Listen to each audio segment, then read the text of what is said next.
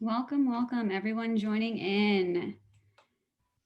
Welcome to Calbright Ask Me Anything session. We're going to give it another minute so we can have all of our participants log in.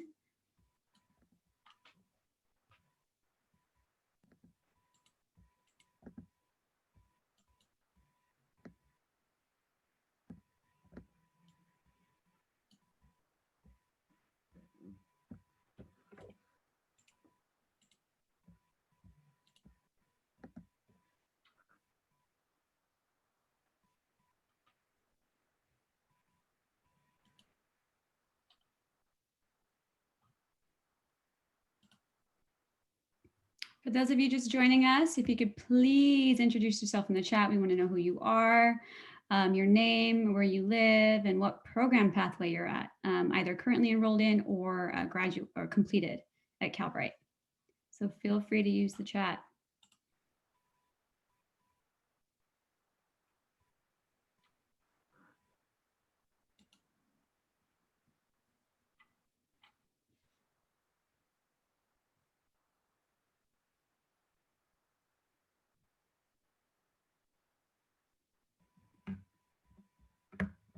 Awesome. Hi, Henry. Thank you for introducing yourself.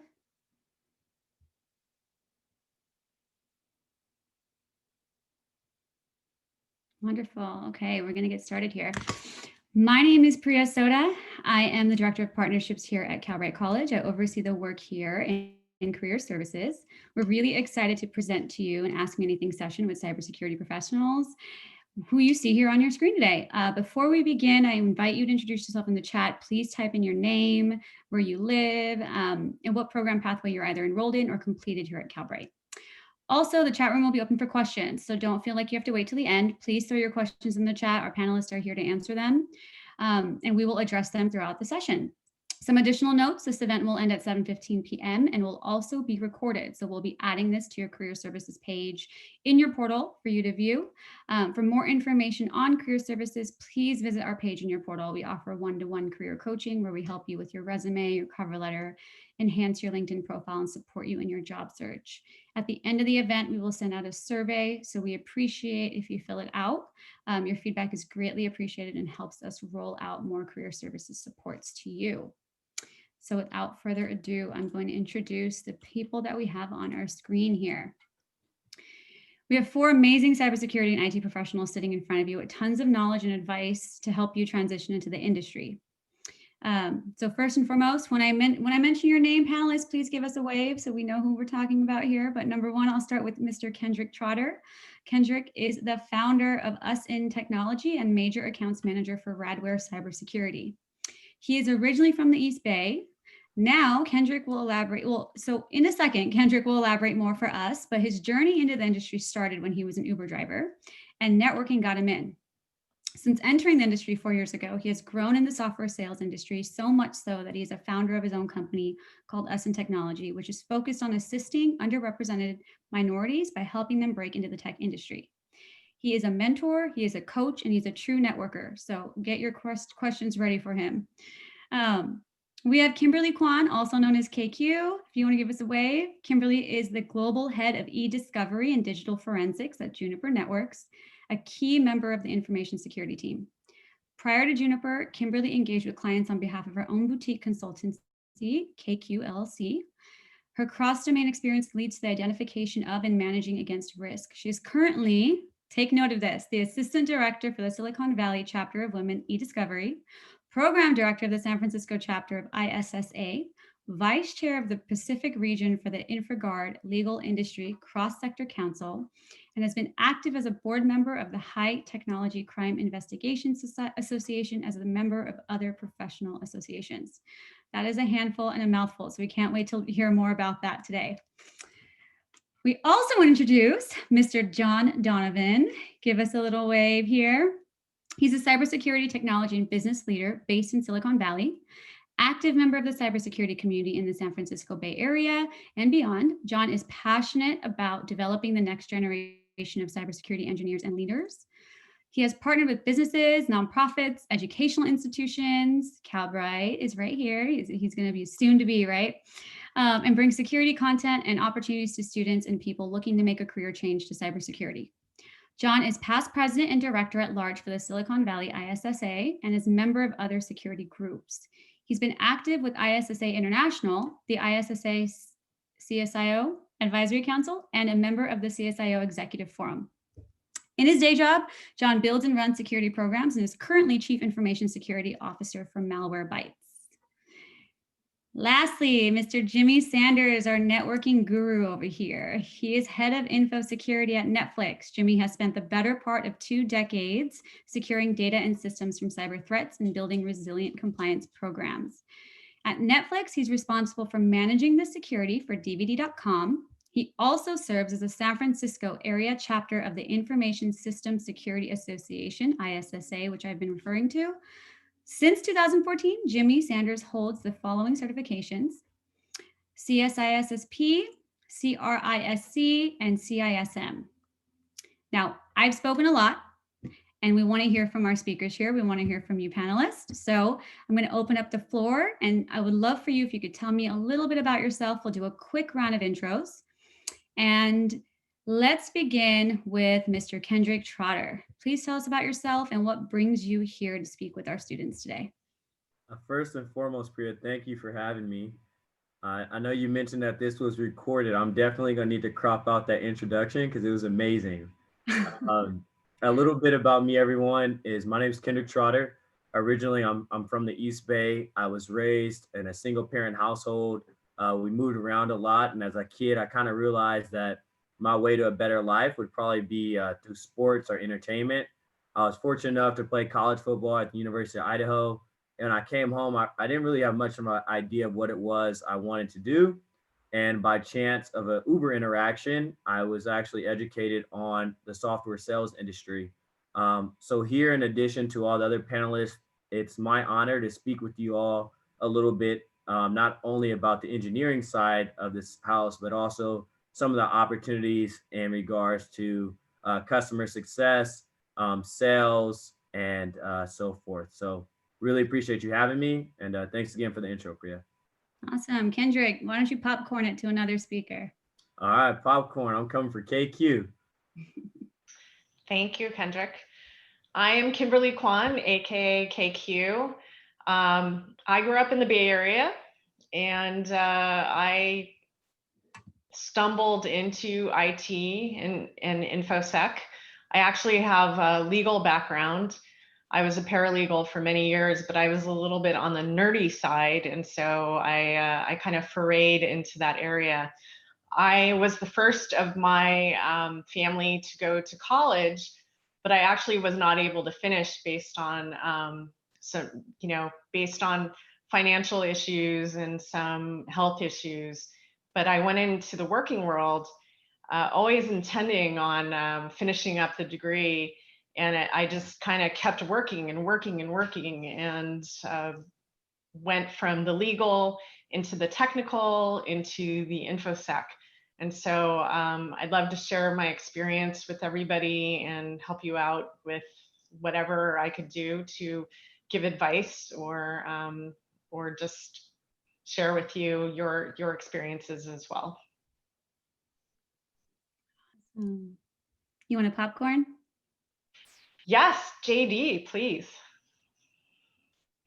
Oop, I wasn't expecting that one. Hey, KQ, thank you so much. And Priya, thanks again for having me here. So I found out about this session from Jimmy. Jimmy and I have been friends and colleagues in the InfoSec nonprofit area here for a long time, really trying to kind of widen the tent, make sure that we get more qualified people working in the area, so it's easier for us to fill our jobs, but also to try to make things a little better in the world. And so definitely appreciate the invite. This is a great panel. I think we're going to have a great talk here tonight.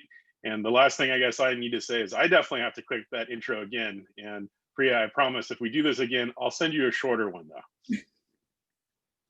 All right, I guess I'm passing it to Jimmy because he's our cleanup man.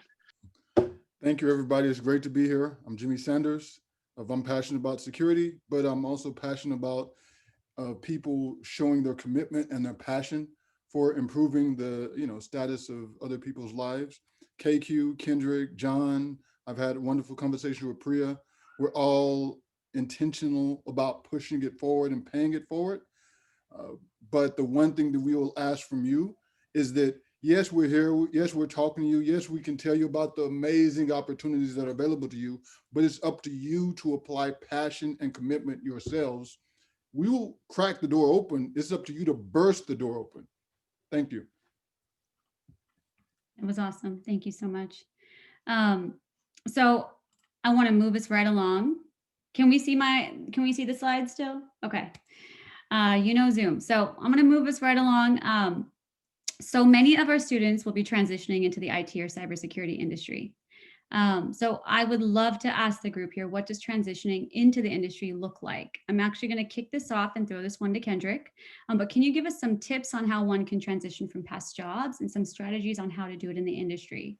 And then Kendrick, after that, the floor is open for panelists to chime in and have a discussion. Yeah, so appreciate that, Priya. Again, another great transition.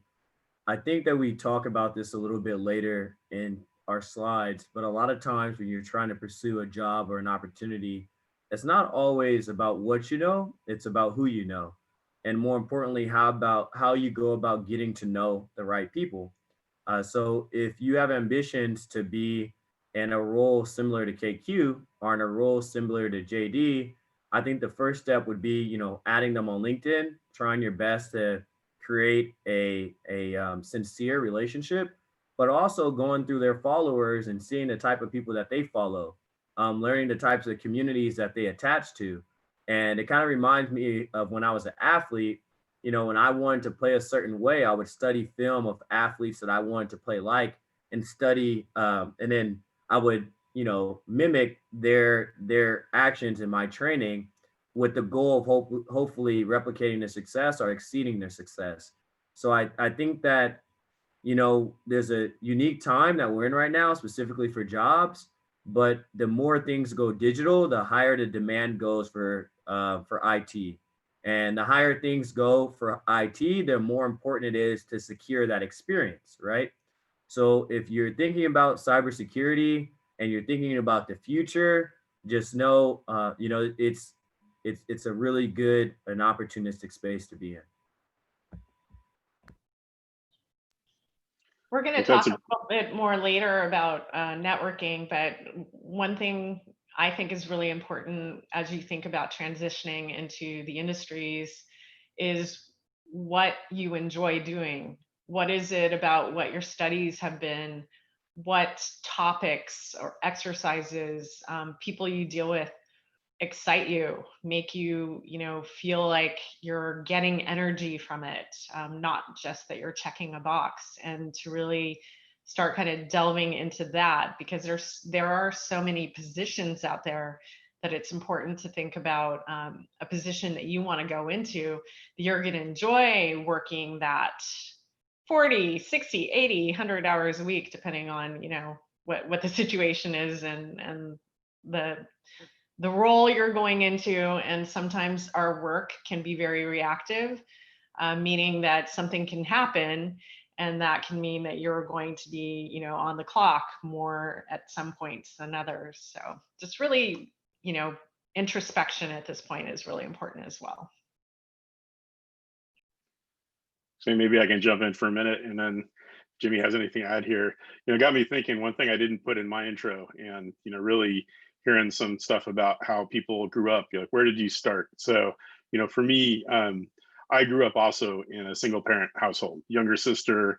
I was born in San Diego, lived here on the West Coast until I was 7. And then my mom bundled my younger sister and me off, and we went to Connecticut. And so I grew up in Connecticut, in Stamford, Connecticut, a town that a lot of people would see as a very privileged place right now, lots of trust funds and things like that. But it was a community that really had an amazing disparity of, rich and poor. And so, it was interesting growing up, going to a public high school that was an excellent high school. I mean, we had everything from computers, and we could get into that maybe later on if it makes sense, to a great art program. And for me, those were 2 areas of passion for me. And I ended up back here in the Bay Area because I got to check out Santa Clara University, which has, obviously here in the middle of Silicon Valley, amazing computer engineering program, but also an art program that was in an old coffin factory where I got to see like this Jesuit priest painting something. I was like, okay, this is the place for me. So there's my little way to kick it off, and on to whoever else wants to go.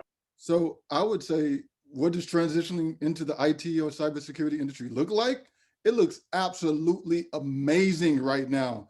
The salaries are insane. The people you meet, like KQ can tell you, Kendrick can tell you, John can tell you, like I mean, you travel the world now just to be in cybersecurity, you know, because China's a threat. So you need to go to a Chinese factory, you know, North Korea. I mean, not North Korea, but yeah, North Korea, South Korea, but South Korea, you know, and just, so it's amazing. But as amazing as it is, think about all the like sci-fi films, you know, James Bond films that you've seen. Like sometimes it can be similar to that, not the shooting guns and things, but the passion has to be there because yes, sometimes you'll travel to a wonderful place and do wonderful things, but 90% of the time you're going to be looking at numbers and data, and you need to be in love with that, because that other 10% will not overcome that 90% that you will be on the grind, you know, making sure that you're effective. Because the one thing about technology and cybersecurity is that it's not about how you feel or if I like you. It's a numbers game. Are you effective? And the numbers tell if you're effective or not. It's not, you know, you're a good worker, Johnny. You know, that's not the way it works. It's that, man, your numbers are crazy. You stopped 98% of the attacks this year. You did X number of whatever this year. It's a digital game, but you have to have the passion. But it looks absolutely amazing once you do. That's true. And one thing about the forensics area, which some of you might be thinking about, there's a lot, it's very administrative. You know, you have to be excellent at record keeping. Everything has to be auditable. It's the difference between defensibility or something getting thrown out in court, or in law enforcement, it being thrown out as well. So these are really serious things to think about. Like that's why I mentioned, think about what you're good at, what you enjoy. It's not all about kind of the name of the title or the travel you might do, as Jimmy mentioned, but that you need to really think about the day-to-day role that you're thinking about getting into, and make sure it's something that you're going to, you know, intrinsically adhere to. If I could jump in there just for a minute too. So definitely thinking about transitioning in. So people are telling you about their backgrounds here. So one of the things I definitely feel as a security leader, you want to make friends with your lawyers. It's really important to have that. And so you got, you know, KQ who's come up through the legal background. You got Jimmy, and he hasn't mentioned this yet, but he's talking about all numbers. So you would probably think he's like a hardcore math guy, and he's got that too. But his degree, undergraduate degree, I think is in psychology. So you got to understand both the numbers and the people. When we talk about Kendrick coming through an athletic program, you got to know what it's like to be able to push yourself to go further, to, you know what that's like, and then figure out how you break through to the next thing so you can be there. And I will definitely say, you know, we talk about this huge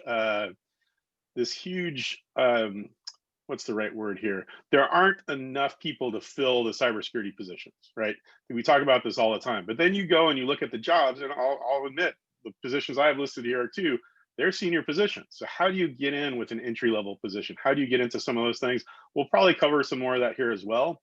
Definitely looking at opportunities for internships, as KQ brought up, figure out where you're going to do networking. Hey, we're going to the next one already. Oh, and then, you know, here you go. You're tapping into the question, so let's go ahead. All right, so maybe I'll kick it off and we'll get back over there. You know, learn those places where you can meet people. And hey, Kendrick did it, you know, as an Uber driver in a, you know, tech area. You're going to meet people, learn how to do that networking, and figure out how to get in the door. And we'll address some more of those, I think, as well as what are some entry-level options. And you know, it's interesting. Thank you so much. So I want to transition into this, and it was a smooth transition, and really kind of throw this one out there. KQ, I'd love to ask you, you know, we talk about cybersecurity, we talk about IT, and we look up specific roles. A lot of our students are transitioning in. It sounds like I'm hearing there's this, you know, get your foot in the door is really important as well. Find something that you're passionate about, and also kind of do the research. And there's many opportunities that one may not know that exist in some of the industries that you're in. So question here is, you know, what are some of the types of roles, especially as we think about entry level? How can we break into the industry? And what are some opportunities that can come out of that? Yeah, as Jimmy said, there's so much out there. When you come in with experience and skills in an area as technical as IT or cyber, it can be applied in so many different places. I think that a lot of people who go through these programs want to have a role in IT or cyber, but they can be applied elsewhere. As I mentioned, I came up through the legal track and got a background in first in terms of transactional, which is contracts, reading contracts, writing contracts, which might want a lot of people want to put a needle in their eyeball, but I really enjoyed that. And then it went more into trial with intellectual property, which brought me to learning about patents and other things that are very interesting, and also have a foray into the technical, the IP side of things, intellectual property side of things. I would say that my team members have a forensics background, most of them do, but that gives them that technical affinity, and that takes them also into cyber, where they're really good. They know how to dig into the logs and understand the data, and they can start being more creative and apply that to defending a company against attacks. I mean, there's so many different ways to think about how your natural affinities or the things that you have learned can be applied to different roles. Even people who start out in IT and cyber, I have seen some of them want to go more towards the library side of things and really getting into the taxonomies, and that's really important as well in terms of information governance, which is a huge area right now. So lots and lots of opportunity there.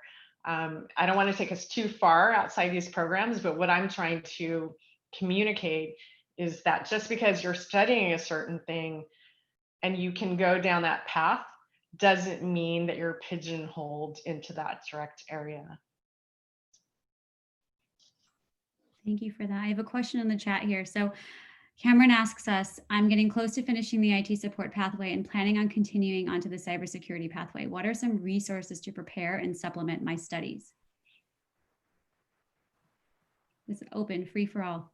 Jimmy, do one of you want to take that? So resources would be, this is, KQ belongs to Women in eDiscovery. It depends on what you thought you wanted to be when you graduated. And this is where you work on your network. You reach out to a Kendrick, you reach out to a KQ, you reach out to a John. So you have to figure out, because you're a student, you don't realize that there are over 1,000 jobs available right now in various roles. And that may mean the only thing you do for your day-to-day job is to read logs, or that means the only thing you do is control network traffic. But there's 1,000 different types of jobs. And so that question is so broad, we would come back to you and say, what is your passion and what are you good at? Because if we can align those two things, your career will shine. The people I see that careers don't shine, they start chasing the dollar, and then that career fades away, and then they go back to Timbuktu, where they originally came from, because they came to Silicon Valley to make a lot of money. So first you need to let us know what your aptitude is, what your skill set is, and what your passion is. And if I could jump in there a little bit too, I mean, one of those things is, even if you're not entirely sure what that is, try out a couple different things. And that's why I would say, looking for a position where maybe you can get an internship at a company. And, I mentioned, I've been involved with both technology and the arts. And my wife actually works for a museum. I've been on the board of some arts nonprofits as well. In the arts world, it's de rigueur that it's non-paid internships.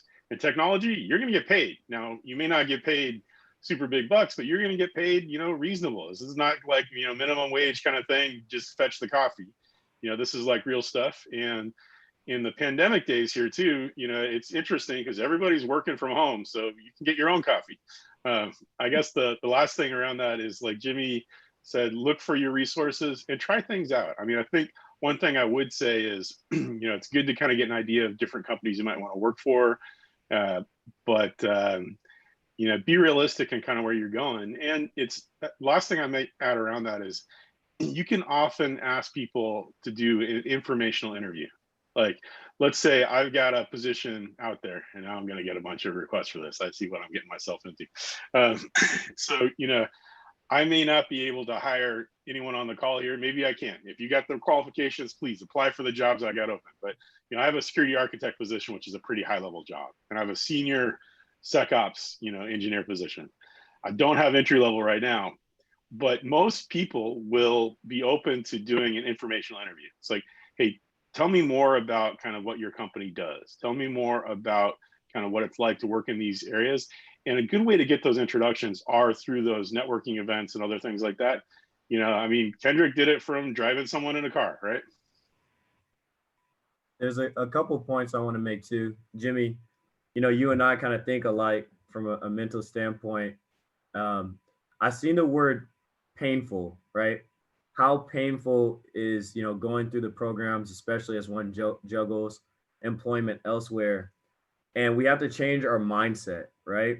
Whenever you're doing an investment for yourself, you always have to look at it as a positive investment, because you never know who or where is going to value that self-investment that you put into yourself. So you might not use it today. You might use it a couple years down the line. KQ said she was doing law work, and now that same law work is probably something she uses for negotiation of pay in her forensics position. Another point I want to make is, to the topic, or what are the types of roles or opportunities and tech. And so a little bit to my story, when I was in that Uber conversation, I wasn't really a good Uber. I took a lot of breaks. I talked a lot. And when I met this guy, I was taking him to buy a house. And he said, Kendrick, you should get into tech. And my understanding or my idea of tech is you have to be an engineer. And, I'm not necessarily an engineer-minded person. And he said, no, Kendrick, you should be in software sales. And I said, hey, not to be rude, I don't know anything about software sales. And he said, if you could study a playbook for football that changes every week, you could study product knowledge. I'm like, all right, whatever, that's cool. I said, well, I got this ambitious goal. I'm trying to make 6 figures by the time I'm 25. And he laughed at me. He said, Kendrick, you don't understand. People are making this in entry-level positions, right? So what I would encourage you to do, but I also don't want to detract from the purpose of this lesson today, is we're not pitching the get rich quick scheme, right? Like, that's not the idea that we want to portray, but we do want to be open and transparent about the benefits of being in this industry. So like, if you download Glassdoor today, I seen someone that said they're in real estate. I told the Uber rider, I was like, I want to be in real estate. He's like, Kendrick, why sell a house when software is more expensive? I said, what do you mean? He said, well, if you want the highest commission, you need to be selling the most expensive product, right? So I would just encourage everyone, go on Glassdoor and look up different positions. Maybe it's customer success, maybe it's sales, maybe it's engineering, whatever it is. And you can get a description of those jobs, but you can also see the salaries of those positions. And from me on the sales side, I would encourage you to look up the title account executive. And I would encourage you to look up the salaries for account executives for the company, let's say Cisco, which is a major company, Anaplan, which is a technical company, and another company we'll say is Thousand Eyes, right? Just to get a better idea as you map out your journey for whatever it is you're trying to pursue, you kind of have an understanding of what you're shooting for. Thank you so much. That was amazing. I have a question before we move to the next slide that I want to address. We have a question here in the Q&A. I'm trying to get into pen testing and already acquired the Security Plus. I've been doing Hack the Box and Try Hack Me, took a Kali Linux course and an ethical hacker course as well. What sort of starting position should I be looking at to get started in that pathway? Should I be trying to get the Pen Test Plus as well? So I will throw this to whoever feels comfortable. Can I take one first? And then I know Jimmy's got some things around this too. So one thing I'd recommend is maybe even while you're looking, go try your hand out at some bug bounties. Go get yourself registered on HackerOne. Go get yourself registered with BugCrowd. I mean, there are people that make a living entirely as freelance pen testers, finding bugs and getting paid. And, you know, a lot of times you're not going to find maybe enough to live on, but it'll also give you some practical experience. And if you get on some public programs, then you can, when you go interview for jobs, you can go and say, hey, look, here I am. You know, I'm on the, you know, honor roll for this group, for that group, or, you know, you can kind of show them what you got going on. That's one thing I'd recommend.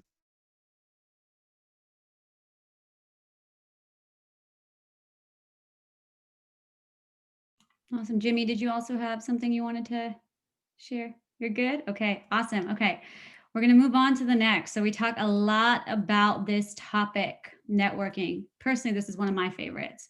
So we hear a lot about networking. Jimmy, I'm going to throw this one over to you because I called you the networking guru here, but we all hear, I think you all know each other based off of just the simple word of networking. So I would love to hear from everyone too. Can you tell us the importance of networking and what are some strategies to network in the industry? And then again, after Jimmy speaks, the floor is open. So let's have a conversation.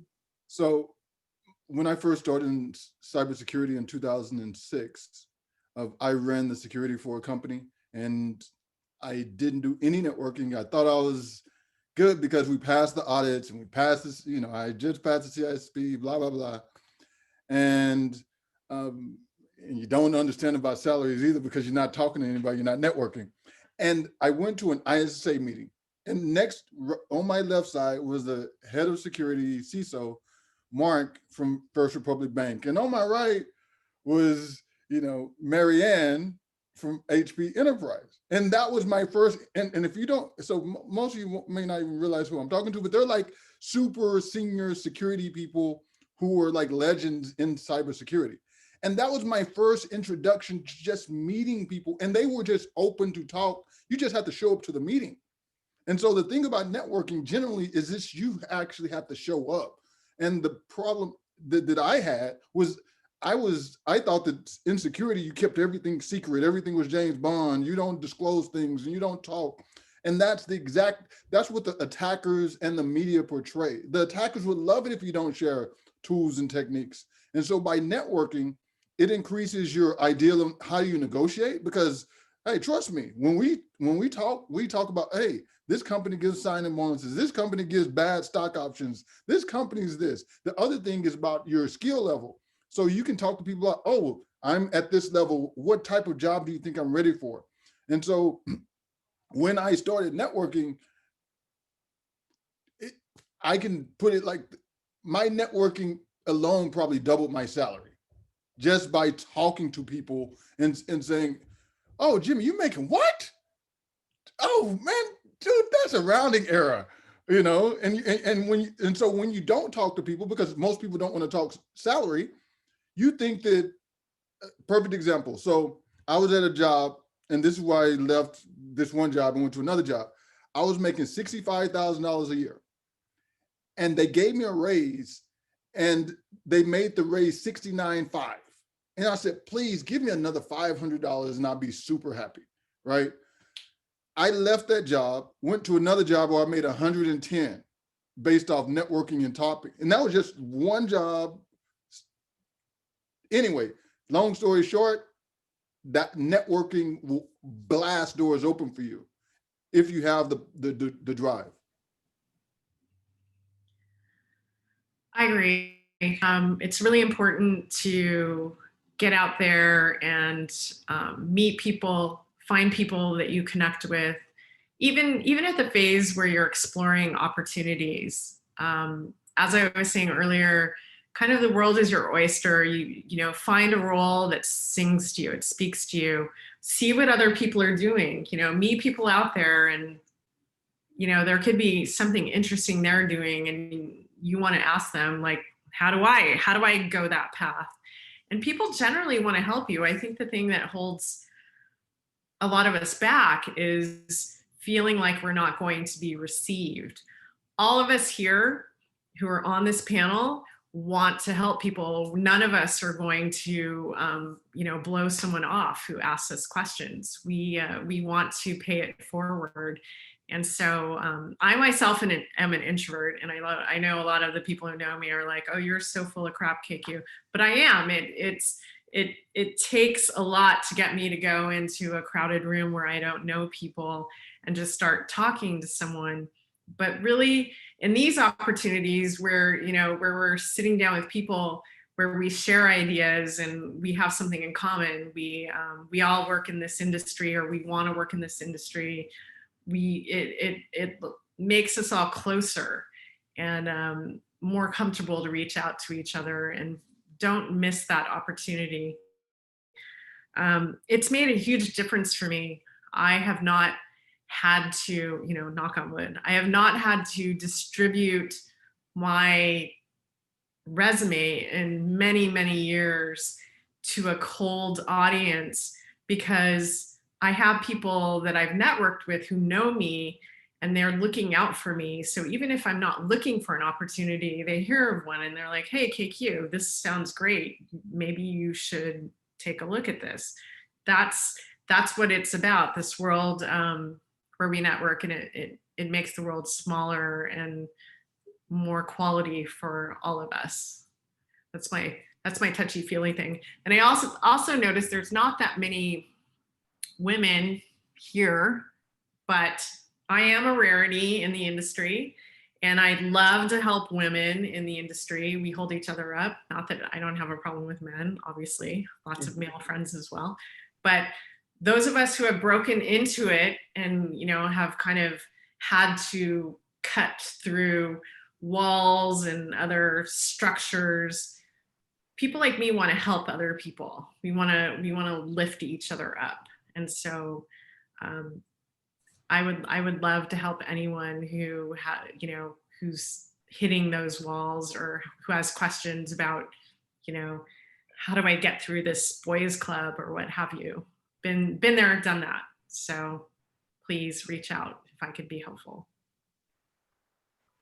I have a point too. KQ, you hit on it. Just taking a glance at the panelists, if I needed a job tomorrow, I'd know I could call Jimmy, and Jimmy might not be able to hire me, but he could call someone he knows. And if now I'm on this conversation with John, if John was ever looking for a salesperson, right, and same thing with KQ. So what one of my mentors told me is it's more important the relationships you make in your job, at your job, right, that are going to last long term, right? Never burn bridges, and always try to be the best person you can be. A quick example for me, I was at a cybersecurity event called Black Hat in Las Vegas, and when we're at Black Hat, there's all these different events, and I was at a bar. It was a pretty chill bar, and I was tired. I was hanging out with some of my coworkers, and I seen a male, like just a guy, just chilling, kind of by himself, and he wasn't really with any group. So like I walked over to him, I was like, hey man, how's it going? He's like, hey, it's going good. I just introduced myself. And I was like, hey, I see you don't have a drink in your hand. What would you like to drink? I'll get you a drink. He's like, okay, cool. So I go get him a drink, and we start talking, and we figure out we actually live around the corner from each other. And so I'm like, hey, tomorrow we're going to go to another event. It's actually going to be we had rented out like quads. And so we were doing a quad event where you could go quadding in the desert. And I said, I want to invite you. And I said, well, what's your LinkedIn? I'll add you on LinkedIn. I'll send you a note. He said, no, Kendrick. He said, just save my cell phone number and just text me later. And I was like, okay, that's weird, right? Like, okay, like he probably just doesn't want to give me his LinkedIn because, cybersecurity guy, I'm a sales guy, whatever that means. And so I found him on LinkedIn, and he was the CIO of Sephora, right? So he invites me the next day to a Sephora only party, right? Which like, it was amazing. And he told me, he said, Kendrick, you know why I'm friends with you? I said, why? He said, because you were nice to me before you knew who I was. I'm like, gee willikers, like, wow, lucky me, right? And so, we formed this relationship where like now we like text back and forth. And that same CIO is now the CIO of Capital One. And like when I tell you, like, I text him and he texts me back and he's like my biggest fan. It's to the whole scope of networking, right? The power of creating relationships. And for a lot of you that are ambitious and breaking into like this industry, like I said, go on the LinkedIns of Jimmy, KQ, John, myself, look at the people that we follow, look at the groups we're part of, and, attach yourself to those, make a connection, say, hey, I was a part of a panel where I heard Jimmy Sanders speak and was just, looking to break into the industry myself, and I thought it would be good to follow you. There isn't an excuse not to network right now because we have the resources in front of us, like LinkedIn, and it just makes things really easy. So I would take advantage of that. And if you need any coaching on, maybe how to take advantage of, the resources in LinkedIn, I'm sure, some of the team members at Calbright would help you with that. So true. And I think, I mentioned earlier that I'm an introvert, so I expend a lot of energy in keeping in touch with people. Kendrick and other people on this panel are much more friendly than I am. It takes a lot for me. It takes a lot of energy. When I go to conferences, I have to go hide in my hotel room, at the end of the day and regroup. I don't know if any of you are like that as well, but I would say that if you are like me, networking is very important, but what you do is you latch on to your most authentic selves. You don't keep in touch with everybody. You connect with certain people, and those people that you connect with, you keep in touch with, and you put effort towards that, and they can really, really make a huge difference, not only because they might open doors for you in the future, but because you connect with them, and it gives you something. That relationship, that back and forth, really, that you get value from is important to our humanity and ourselves, and it makes our career, industry, work persona be very connected to our true self as well. It brings it home. So I'm going to jump in with just maybe two comments there. And one is I dropped a link into a pretty amazing panel that we had at the Silicon Valley ISSA. And we hosted this over at Malwarebytes. And Malwarebytes has this amazing space that some of the folks here have seen. Of course, we can't go in there now, and we'll address the question that Ben put in the Q&A here in a minute. But one of the things that stuck with me from this panel, and this panel had, let me just go and see who's on it. So we had one trans woman, we had two other women who are security leaders, and we had the moderator was our vice president for the Silicon Valley chapter, a gentleman by the name of Mike Skirko, who's a white dude, but he grew up in Tokyo. He lived in Tokyo from when he was 8 till 18. So he kind of knows what it's like to be an outsider in different areas. And it was just an amazing panel. And one of the things that stuck with me, and I think it was Joan that brought this one up, which is, I look at people's paths, and compare kind of where they are. Some people, it took them a lot longer to get to that same place where they're applying for that job. And, there are advantages to that, not just kind of the diversity of opinions and backgrounds and thoughts around that, but you've had to battle through some adversity to maybe get to the same place where someone who, for lack of a better term, grew up in a fully functioning family and, had kind of college all lined up for you and things like that. So I do always consider that when I'm looking at candidates. And I think it's something that you should use to your advantage. And it's not something you need to kind of, put out there a whole lot. That will come through, as KQ said, in your most authentic self. And just like Kendrick, when he went up and talked to that one guy, do that. And I think you're golden. Thank you so much, John. That's amazing. I think we kind of led into this a little bit, how networking might be a little different now.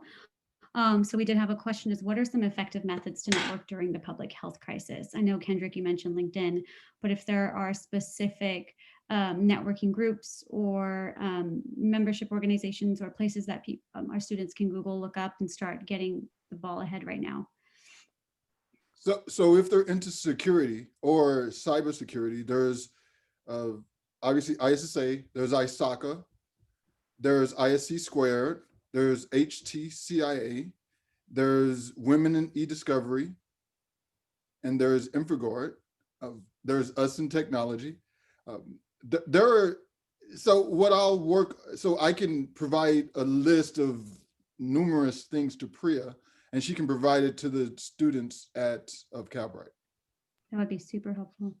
And one of the kind of advantages that you guys have here, I mean, it's a disadvantage because you can't be face-to-face right now. And that definitely makes a difference, but you can go and potentially attend 3 different events in a day because they're all virtual. So, if you want to make that part of your real push, to go and join some events. And I know that like for the Silicon Valley ISSA, I've stepped away a little bit from the day-to-day operations there, but they try to not only have a great panelist and topic and you go over the chapter business, but where they can, they also make sure there's some time for networking at the end. It's all virtual, it's all Zoom, but that's one way to meet people as well. There's so many people out there that want to help. We just have to be proactive in trying to find them. And like LinkedIn's an amazing place to start. Jimmy, I was stalking your LinkedIn profile. I see you went to a junior college.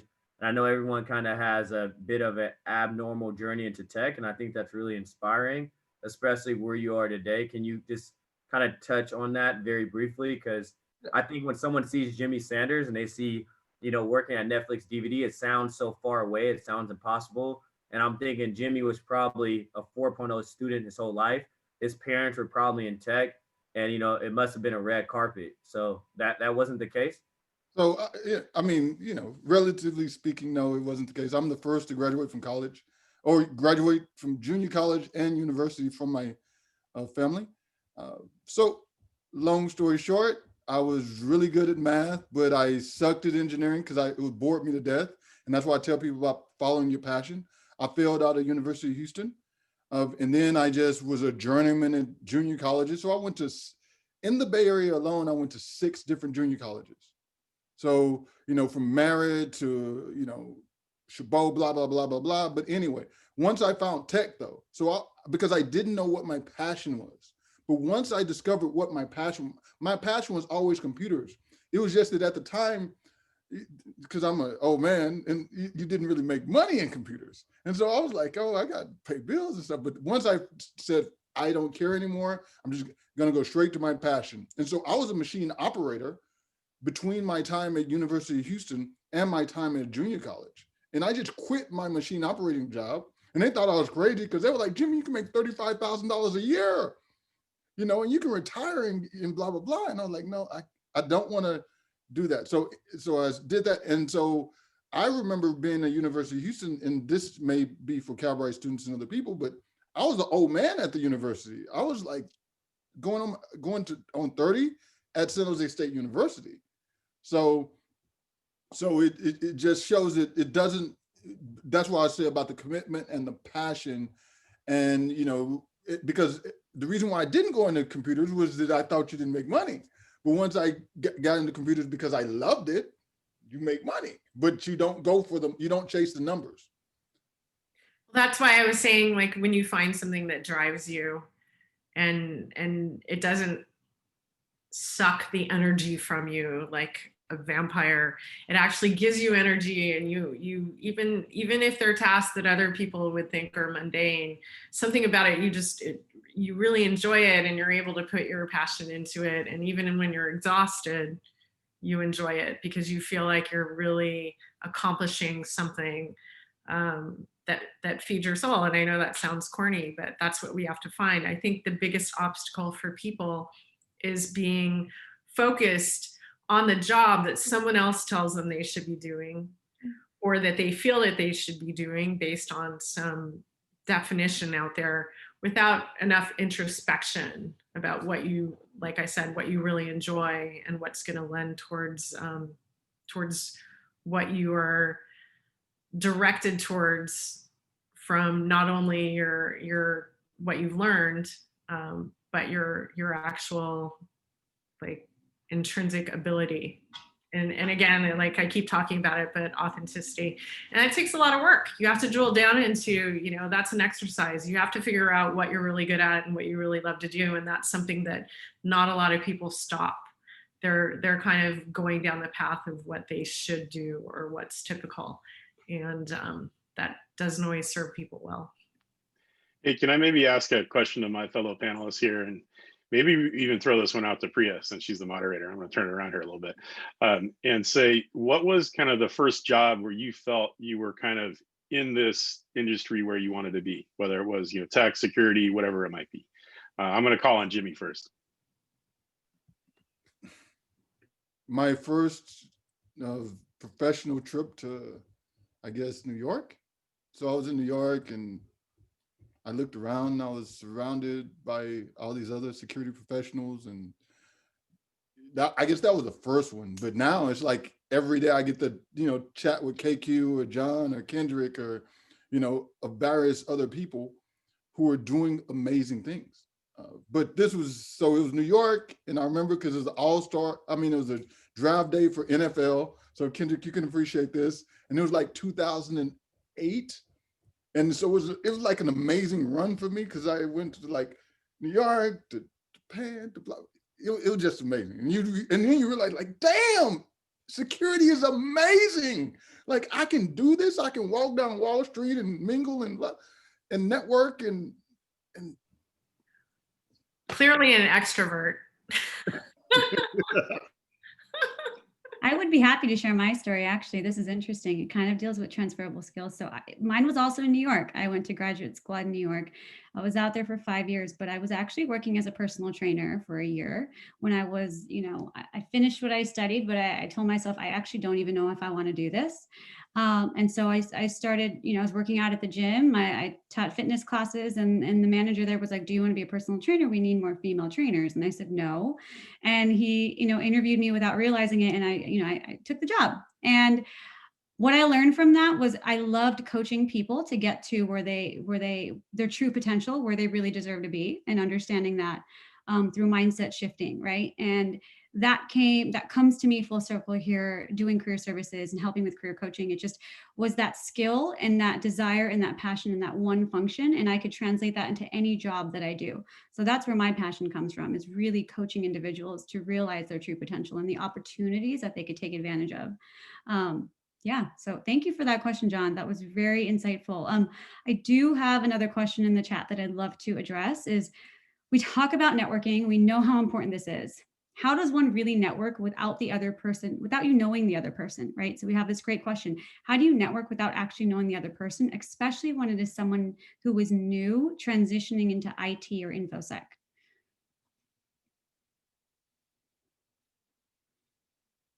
Okay, so since nobody want to take this, I'll definitely take this. One of the things is that KQ alluded to it earlier.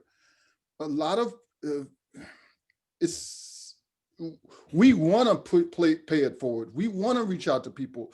The issue is that, unfortunately, what I've seen from a lot of college students and educational institution students is they're shy and timid, and they don't ask enough questions. You can never ask somebody too many questions as long as you do the research. And so we want people to ask. We want people to say, hey, Jimmy, what do you think about this? Or what do you think about that? As long as you have done some background research before you come to us with the question. We don't want to feed you. We want to teach you how to fish yourself. So as long as you've done some kind of background research and you ask us questions and you reach out to us, we'll always be open to it. And that's how it works. Is you said, Jimmy, I researched this topic. I've done these things. What do you think about this? You will get an answer almost every time from anybody. Yeah, with a lot of my mentees for the company I founded, ISSA Technology, we're focused on diversifying the tech industry with more underrepresented individuals. And so what I tell people is, I'm here for guidance, not for motivation, right? So if you do reach out to someone when you're networking, it bothers me when someone reaches out to me, they're like, hey, what do you do? Or, hey, what's ISSA Tech? I want to be a part of it. It's like, well, maybe you should do your research on ISSA Tech first and then reach out to me, right? Like, and when you reach out to John or KQ, these people who are really busy, but they do want to help, like, don't take that for granted, right? Come over prepared. Because like the one thing I did do when that guy in the Uber ride, who's actually a VP of sales for AWS, when he said, Kendrick, I'm going to help you get a job, I pulled over, I popped my trunk, and I gave him my resume. And even though it wasn't the best resume, right, he gave me like 2 tips, and I texted him that night and I fixed it. And when I got my first job, I should have been fired because I was horrible for 90 days, right? But the reason why they couldn't fire me was because I was always asking for help, right? And like everyone in the company was so bought in and like trying to make me successful. It's like if they fired me, they too would have been unsuccessful. So like, again, like to networking and just being overly prepared when you ask for help, it's, everyone has somewhat of an ego, and a lot of us, we all want to help others, especially when you listen to the panelists and we all have similar stories to probably what some of you all are going through. We love to help. Just make sure when you reach out to help, you're over prepared and you do your due diligence, and it will take you a long way. So I agree 300% with that. It's really important to respect people and their time. You know, we're open, and I do this too with my own internal clients. Like, I work for a corporation and I need to communicate with people all the time, but I think about the most succinct way to communicate my message and to show them that I appreciate their time and their attention. And I think that's a lesson that we could apply in a lot of areas in life. But basically what Kendrick is saying is, we want to help you, but make it easy for us to help you, in this world and this time, which is so complex. And a lot of us are working so much more than we used to. We're like, there's no boundaries now. We're working all the time. I used to commute an hour each way or 2 hours each way to work, but now I'm working like 10 hours more a day for some reason. It's crazy. So it's about just making sure that you're catching someone and you're making it easy for them to help you. So help us to help you. That's the main message I'm trying to say. Yeah, I'm going to jump on that one more, and then Jimmy's got something I know he wants to say. The other thing is, we are incredibly busy, and if you ping me once and I don't get back to you, don't feel bad. Ping me again. If I don't answer after 3 times, maybe you should move on to the next one. But I mean, it's especially if someone is asking in an authentic way for help, and you're not trying to sell to me. Like, the people I ignore are all the salespeople that are using the canned methods to do this stuff. In fact, we have private Slack channels for CISOs and heads of security and stuff like that, just talk about the vendors and the salespeople that aren't getting it, But the thing is, in this case, I really feel like you can reach out to almost anyone, and it's harder, definitely, in a virtual way in many ways, but it kind of expands your opportunities some. I would have said a year ago, go to your local ISSA, go to your local, women in technology group, or whichever one it is. It will get that list to you guys of a bunch of the ones that we're aware of. But search around for those. In most cases, even if you can't maybe get the CISO, find the board members for some of those organizations. Ask them. You got a lot of opportunities. Yeah, and take the time. Don't be full of BS. Like, make sure that the people you're reaching out to understand your intention. If you're just blanketing the whole industry with some email that you're sending out to 100 people, you may not get a great response, because that's kind of like a weird cold call kind of a thing. But if you put the intention behind it and the effort, and again, you're authentic, quality over quantity, honestly. Awesome. So we're going to hear quickly from Kendrick and then head over to the next slide. There are some questions in the chat, and don't worry, there is Q&A before we close out today. So we'll make sure to cover all the questions. I'll be super quick here, right? In respects that the people you're trying to reach out to for assistance are probably busy, go out of your way to show that you want to get their attention. I am a sales guy. Most salespeople generally are overwhelming and not always the most respectful. But I was prospecting to this company where it's the top 5 airline, and I'm on the CISO's LinkedIn, and in his LinkedIn and his volunteer experience, it says golf coach. So what I did, instead of sending a LinkedIn email or like a cold call, I went to the golf course. I made this funny video, right? I'm like swinging a golf club, I throw it in the air, and I'm like, hey, I know there's a lot of things going on in the world right now, but I would really just like the opportunity to get to know you. He responds to me right away. He's like, Kendrick, I showed that to my wife. I loved it. Let's meet tomorrow. So like the basis of that story is not necessarily like a prospecting lesson, but like, if people are human, right? If you take the time out to do something like that to Jimmy or to John or KQ or anyone else you're trying to get a hold of, people will really appreciate that kind of stuff. Thank you so much for that. There is a quick question in the chat that I'd like to address before we move on. Are any of the panelists here familiar with the cyber infosec job market in the public sector? Yes, and you should run away from it. John's laughing because More, Jimmy. because people on the outside in think that working for the government is a nice, safe, cushy thing and blah, blah, blah. The jobs on the public sector are openly displayed. So we know that they make a third of what private sector makes. So if you want to make a third less money to do the exact same thing with more stress, more power to you. You're a masochist. But if you want to do this, so the public sector is good.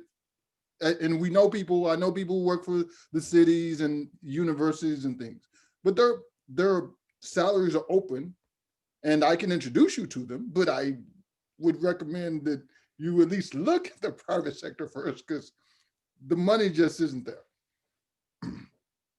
Thank you for that. And I will say this before we move on to the next question. There is going to be an email coming out to everyone that attended with everyone's LinkedIn information here. And so we'll share that before we close out because there's a lot of knowledge here, a lot of different experiences. And now that we've been throwing out the word network, we might practice, right?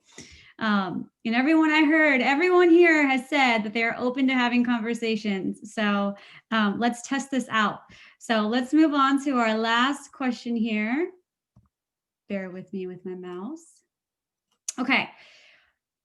We are going to get hired. Let's get hired. So Kendrick, I'm throwing this one to you because I know in your company, you're really focused on coaching and mentoring. So what are some of the things that you share with your individuals as you help prepare them for interviews and the job search? What are some tips and strategies in this industry we need to be mindful of and pay attention to, be prepared for, and be ahead of the game? Yeah, be over prepared, right? And attitude and effort are some things we can always control. So like for my mentees, the first thing we do is strengthen their resume, both their physical resume and their digital resume on LinkedIn.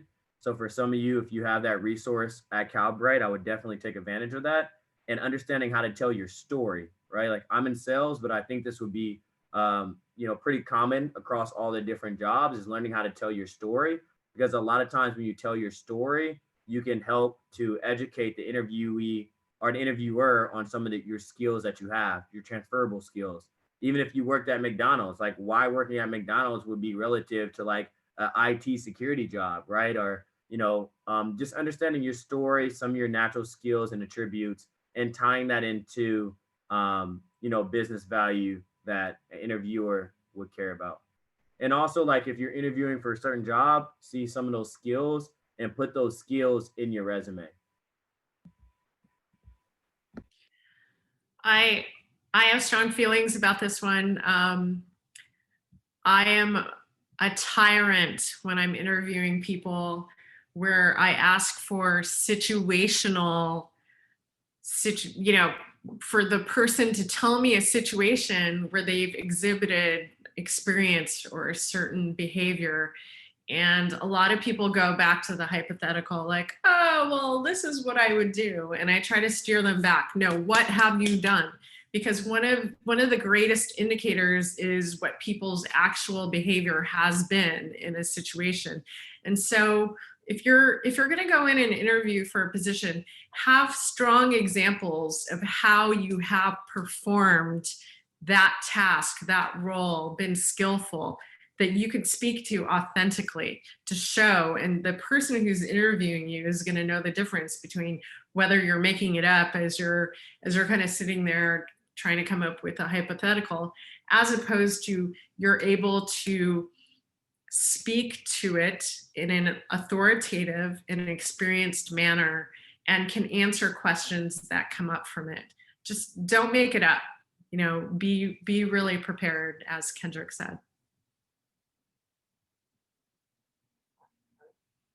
So I would recommend, in terms of strategies and tips, if the company you're working for, Google them, Glassdoor them, Google their executives, understand the culture, and Google their competitors, because you may not, because you want to get as much information as possible. And before you interview with the people, Google them, because what's going to happen is you'll be talking to somebody. I remember I was on an interview and this lady, she was a sherry connoisseur.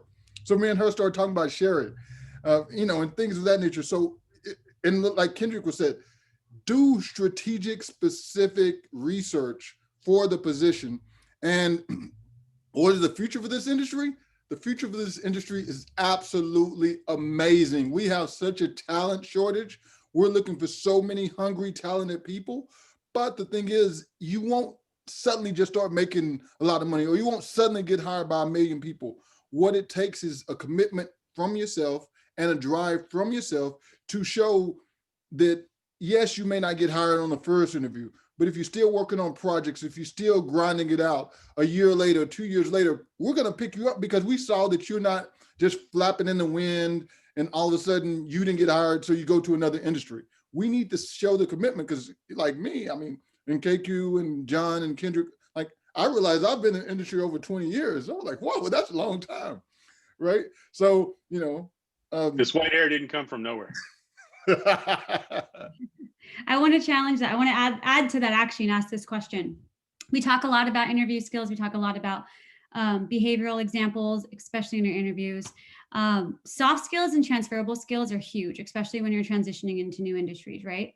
Can you tell us a little bit more about some of the soft skills, transferable skills that you're looking for that are important in the industry, and how can you translate those in your job interview or your resume? Who's that for? Anyone. I'll speak. So something that's really important to me is empathy. Empathy is something that people have or they don't have. Empathy is amazingly invaluable. Empathy is the quality of understanding what is going on beyond the algorithm or the formula or the book definition of something. Empathy gives you the ability to feel if the person you're speaking to is understanding you, if you're losing them, if they hate you, if you need to veer off. It gives you the ability to read into what they're saying, to understand that the need they have may be different from what they're stating. So it's a really, really important quality, and it comes from listening, understanding, not having to speak to show how much you know. You don't talk over people if you really want to understand what they're trying to communicate to you. So I think that But KQ, I really know the answer. what? I said, but KQ, I really know the answer. Yeah. So I think examples of showing that you can empathize is being able to change a situation, give quality improvement, to coalesce, to be a person who can bring disparate groups together. That is so important. I would hire someone who has that ability over someone that has a certification in a particular pursuit, because you can teach someone skills and you can teach someone taxonomy, but to teach someone to really be able to get into a situation and know how to deal, soft skills with the nuances, who's in the room, that's an amazing, that's an amazing, invaluable skill to have. I have two things to say on that too. I can't believe I forgot. But for one, is coachability and demonstrating coachability in your interview, right? So if Jimmy gives you advice, then be sure to use that advice throughout the interview, right? One of my mentees, he got the advice, when you're asked a question, don't respond right away, take a pause and then respond. So at the end of the interview, the interviewer asked him a question, and what did he do? He paused and he responded, right? And the interviewer was like, perfect, that's exactly what I wanted. So now what he knows is that person can get coached and put it into action right away. The other thing that is huge that I can't believe I forgot that I instill in my mentees is like, not only are you being interviewed, but you're interviewing them, right? Like, lucky them if you choose their company, right? And so like an indicator of a good interview is them talking more than you, right? So if Priya asks me, hey, Kendrick, why do you want to work at Malwarebytes? I give my answer and I say, hey, Priya, do you mind helping me to understand why did you choose Malwarebytes? You could have went anywhere, right? And what is everyone's favorite radio station? Like, what's in it for me? Like, everyone likes to talk about themselves, right? And then so when John tells his story why he chose Malwarebytes, right? And John asked me a question, and then I return it back to him. Hey, John, I know you just asked, what do I think I would struggle in if I was to step in this role? Can you help me to understand what were some of the things you struggled with when you came to Malwarebytes, and how did you overcome that, right? And then when you leave that interview, it's important for you to understand, is that a culture fit for you, right? Is that a management team you want to work with, right? Do they have a career path that you want to eventually grow into, right? Because not all companies in general are great companies. So just remember, when you go on your interview, it's both-sided, and they will also respect that a lot more too. Such a great point. One of my favorite interview questions as an interviewee was, how do you feel on Sunday night before you need to go into work on Monday morning? Because, you need to learn about what the company culture is. I'll try to get through this quick too. I spoke when we were prepping about the fact that I ask everybody who works for me to keep their resume up to date. Because it's hard to put your resume together. It takes so much time. How do you figure out how to synthesize all your accomplishments and what you've learned in a 5-year period into a piece of paper like this? So keep it going, keep track of your accomplishments, keep your CV or resume up to date, because you need to know that when you're at a place, you're ready to go if you're not being valued, if you're not enjoying what you're doing. And keep that tabulated, because it's a choice. As Kendrick said, you're choosing each other. It's a relationship. For an employer to want you because you're giving, and for you to want to be in that relationship with an employer because you're earning a paycheck, but you're also being respected and you're learning, and it's adding to your repertoire. Thank you. So one of the other big traits, especially in security, is adaptability and the ability to accept change, because security changes on a dime. The latest attack, the latest vulnerability today may be totally different than tomorrow. You may be working on this project for 3 months, and all of a sudden that project goes down the drain. But you have to be able to adapt and say, okay, I'm not going to be tied to that. One of my friends, Joel Fulton, gave me this quote, and I love it. He was like, do you want to be right or do you want to win? So true. I'm going to pull that as a transition. And it just reminded me, I asked that question of everyone, what was the first job where you felt like you were really kind of in the industry and do what you want? And I'm going to answer it 2 ways. So my first computer consulting job was when I was 16 years old. My first job where I got a paycheck, and that's because you could do it when you were 14, and actually get paid like a real paycheck, not under the table, was at a library in Stamford, Connecticut. And that's where I grew up. And but my first job where I felt like I was really in it came from a personal connection. And it was a group that was administering the Agent Orange Victims Grant for Vietnam veterans. And these guys, like, they had met me, they knew I knew some computer stuff. I worked at a computer store for a little while. I was like 15 going on 16, and they're like, come help us set up these computers. And they had like a Macs, they had a network. Someone had sold them all this Apple gear, including a Lisa, which was a widescreen, Macintosh from the early days. And so I just got it all hooked up, and I got to do some really good stuff with that. Coming out of college, when I was at Santa Clara University, it was a really bad year, the year I came out. I mean, it was like a big downturn in the valley. And, I almost went and worked for a patent attorney company. Sorry, KQ, I know the legal side is where you're at to some degree. But I ended up working for a small consulting company, and, it was a great experience. And I think just, you got to go where it goes. You got to keep on keeping on. And I guess those are the 2 experiences I wanted to share there. And I think the way I got into both of those was networking and being your authentic self. Thank you so much. I want to be mindful of time, but this is all amazing, amazing, amazing. We want to thank John, Jimmy, Kendrick, and Kimberly for joining us today. For all the attendees here, as a reminder, you will receive an email with a survey link and their LinkedIn profiles. We're talking about networking here. I want to make this clear. I would suggest sending them a kind note if you decide to connect. So they remember how you know them, where you met them, something you remember from this panel, so you can show them that you were listening, that you were attentive, and that you're interested in building your network. And so we'll send you that. Kimberly said her email in this chat. Please copy that email down because you might need it to add her on LinkedIn. So that's kind of like your secret password to get on her LinkedIn. But before that, too, panelists, because of time, I know there's so much we could go on for hours and hours. Please, if you could send us any resources, any more information that you shared, we are also going to be sending out a follow-up email with these resources, adding it to our career services page on the portal so that you can continue to follow through, look them up, and you don't have to feel like you memorized it. As a reminder, this was recorded, so the recording will be live on the portal early next week as well.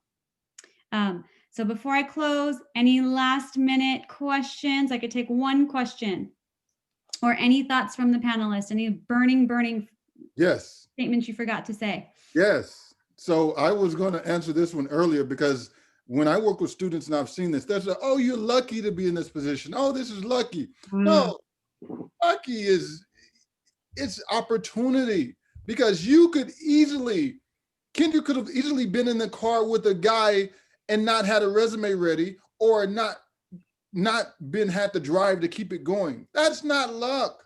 It's you applying yourself and having commitment and passion and drive. It's what I see, and I hate to get in this thing, but when I see people who succeed and continue to succeed, they have a consistent trait of going for it and keep going even when they hit a wall.